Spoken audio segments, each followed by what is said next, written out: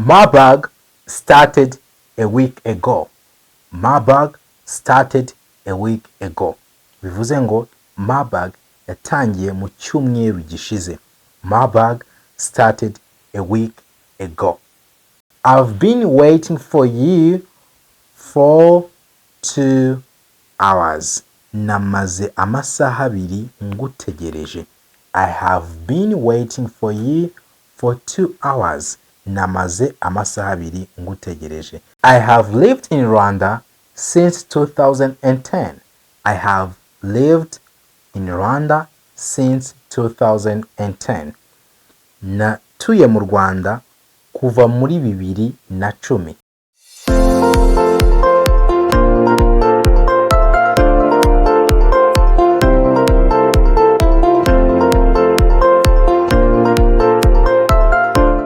Good morning, good afternoon, good evening.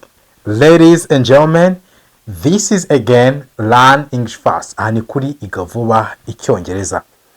We teach you in a way that helps you learn and start speak the English you are learning. Tukwigisha mu buryo wiga ugatangira kuvuga Icyongereza uri kwiga.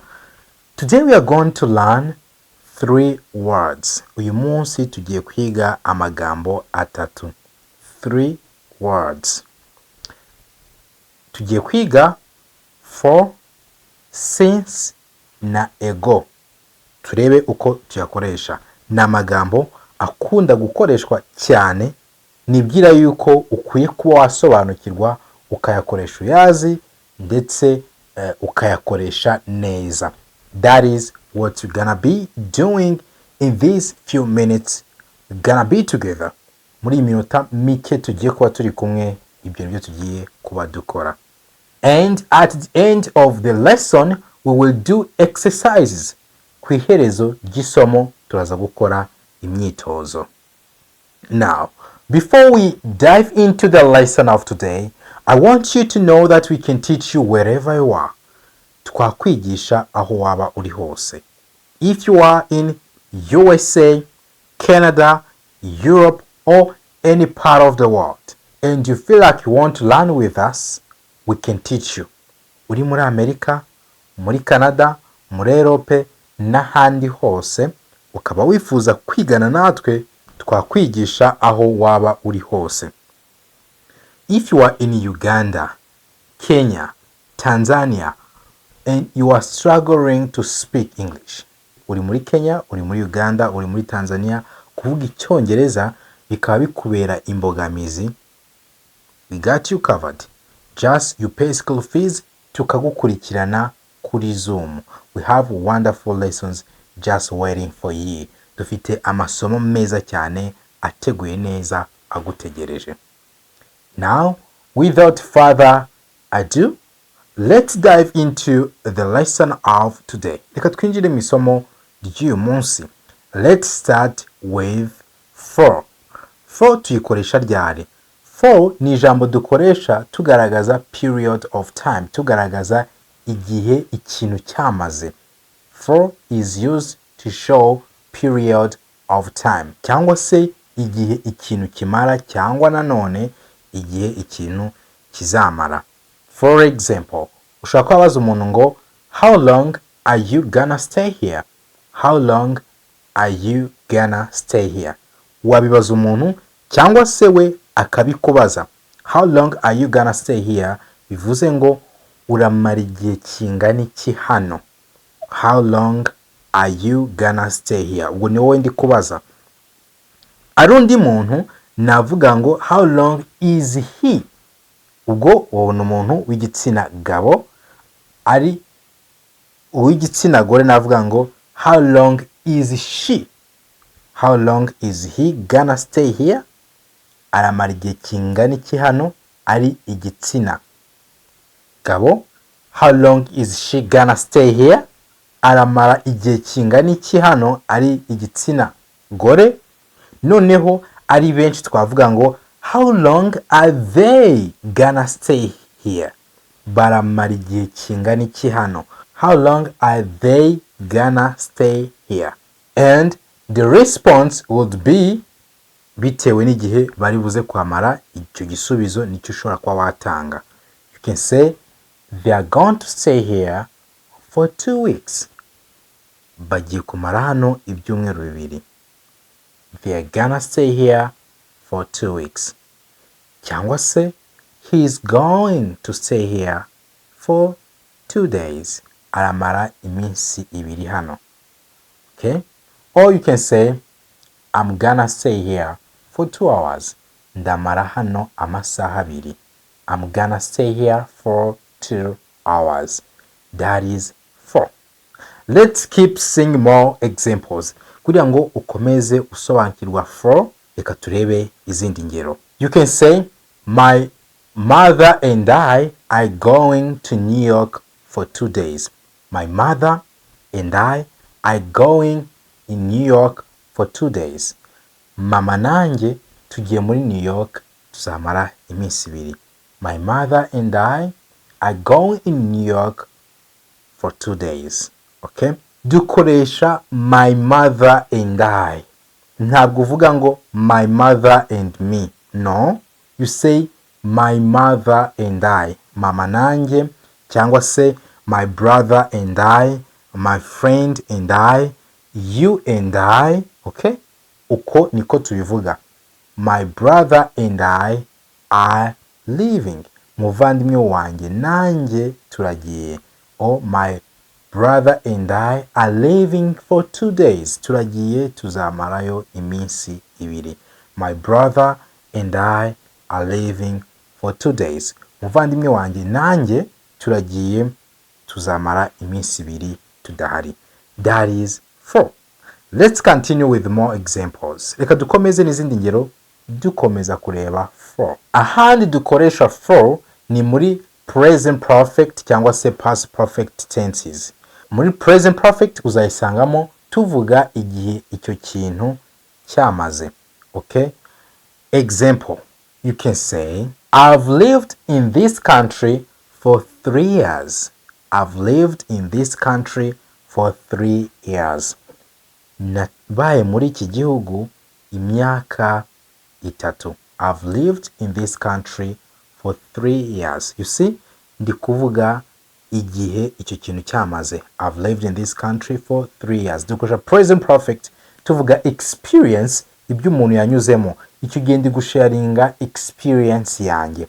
I've lived in this country for 3 years. You too, you can express what you did igihe wamaze ubikora ugashyiraho for. Igihe dukoresheje iyi for, igihe cyose agomba kuzaho umubare. Okay?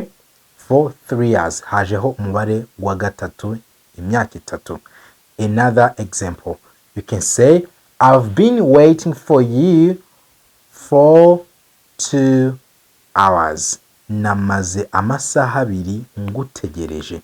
I have been waiting for you for 2 hours. Namaze amasaha abiri ngutegereje. Ndi kugaragaza umubare namaze ngutegereje. That is 4. Now let's see another example no muri past perfect. Past perfect nayo dukoreshamo for. Urugero, I had been there for 6 hours before he came.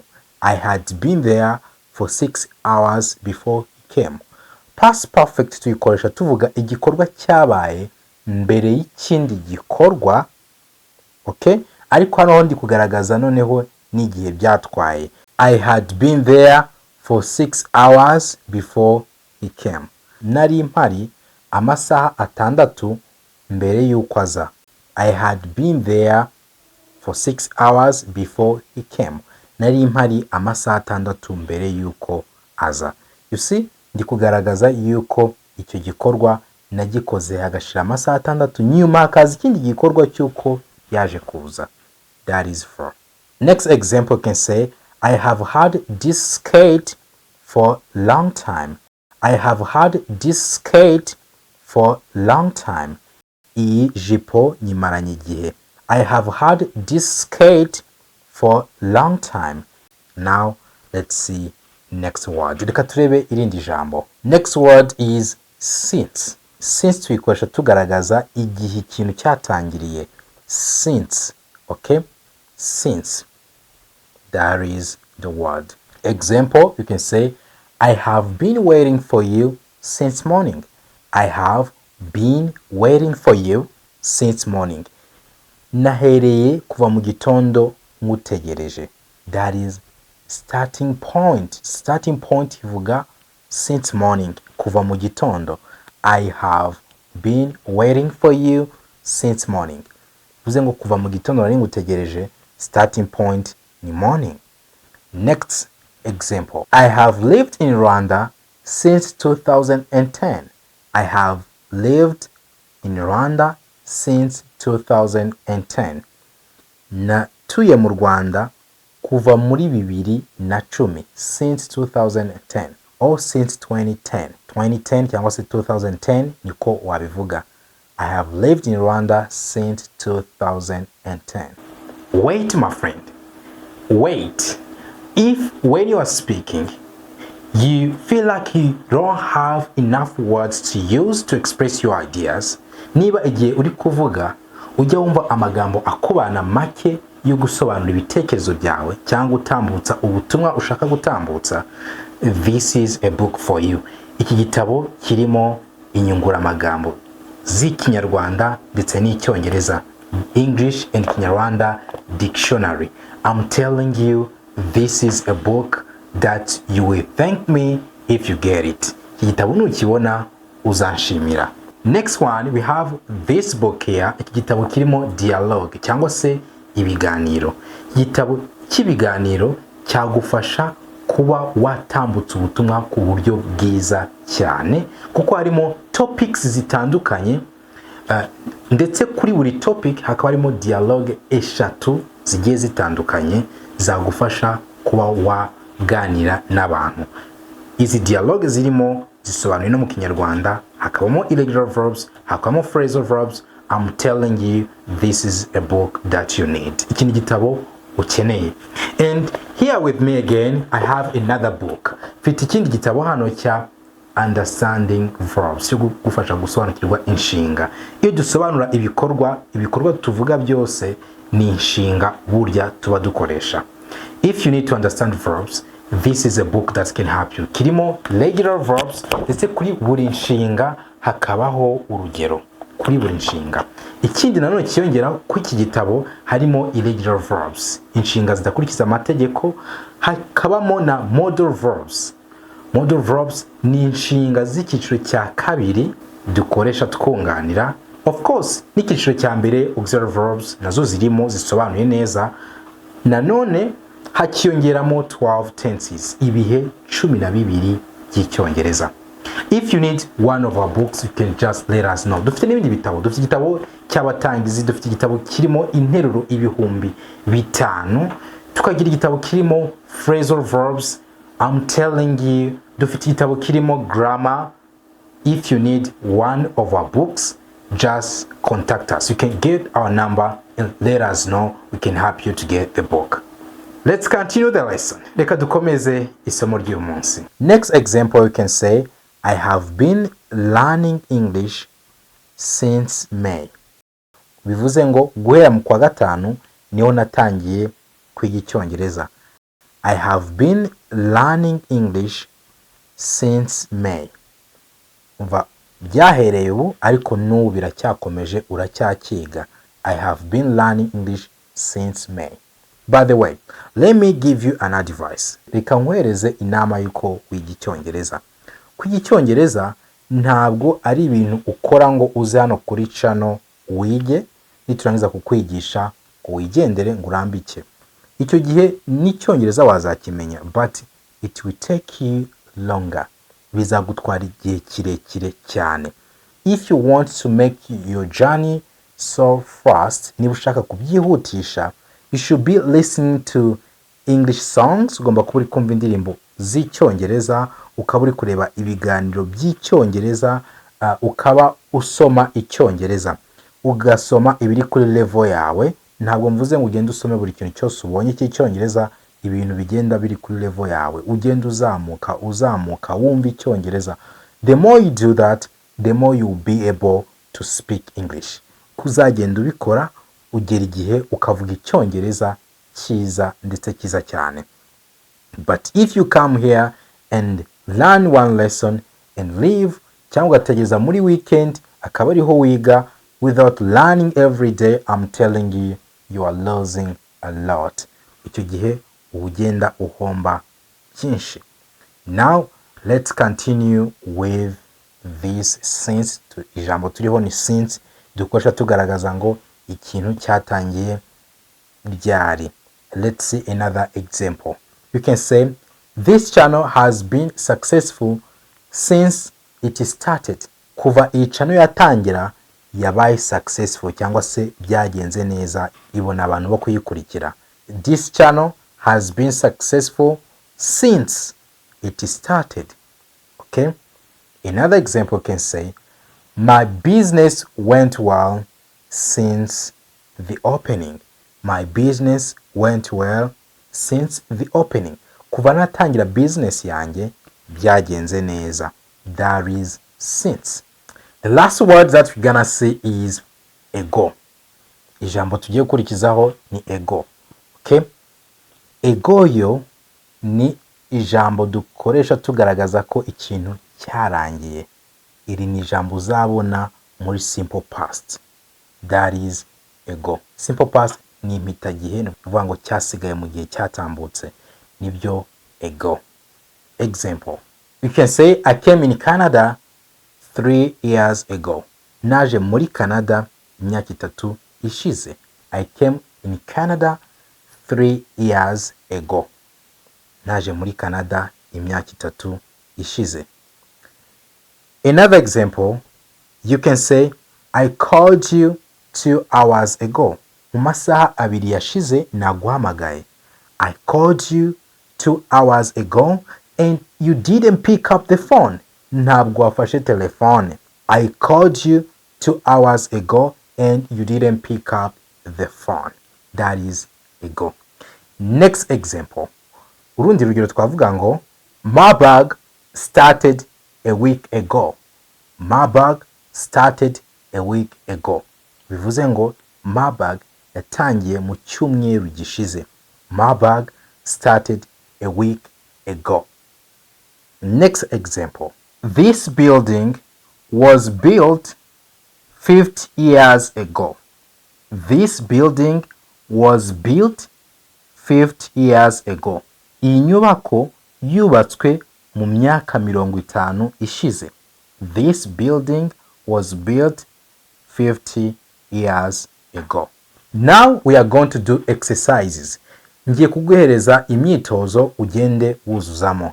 Imyitozo mikeya, and then I will mark first 5 people. Abantu bazasubiza 5 ba mbere abo nibo nzakosora. Now let's start. Now exercises iteye gutya.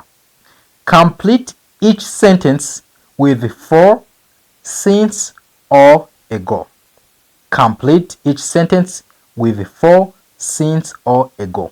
Uraza kuzuza muri izi nteruro ukoresheje for, since na ago. Turaza kuba turi gukora ibyo twita multiple choice. Ni ukuvuga ngo ni uguhitamo igisubizo ubona ari cyo. Ikibazo cya mbere. Immaculée has been living in London -- 2011.